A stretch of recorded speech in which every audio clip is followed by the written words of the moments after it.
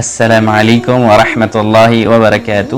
مدینہ میں ایک عورت کا بچہ گم ہو جاتا ہے، یہاں تک کہ مہینے گزر جاتے ہیں، اس کو بچہ نہیں ملتا۔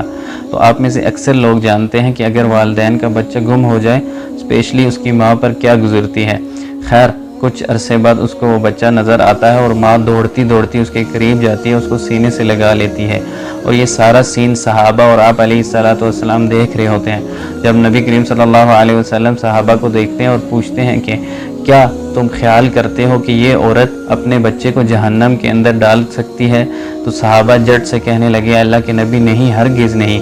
تو نبی کریم صلی اللہ علیہ وسلم نے فرمایا کہ اللہ اپنے بندوں پر اس عورت سے بھی زیادہ رحم کرنے والا ہے، یعنی کہ یہ عورت اپنے بچے کو جہنم میں نہیں ڈال سکتی، تو اللہ اپنے بندوں کو کیسے جہنم میں ڈالے گا؟ وہ تو اپنے بندوں سے بہت پیار کرتا ہے۔ بس بندے کو چاہیے وہ اللہ کے حضور آئے اور اپنے گناہوں، اپنی خطاؤں کی معافی مانگے، انشاءاللہ اللہ پاک معاف بھی کرے گا، اور اللہ تعالیٰ اس کو کبھی بھی جہنم میں داخل نہیں کرے گا۔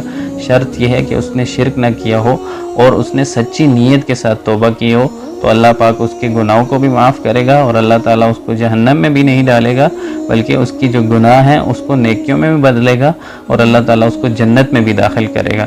اللہ تعالیٰ سے دعا ہے کہ اللہ تعالیٰ ہم پر بھی رحم فرمائے اور ہمارے گناہوں کو معاف فرما کر ہمیں جنت میں داخلہ عطا فرمائے۔ والسلام علیکم ورحمۃ اللہ وبرکاتہ۔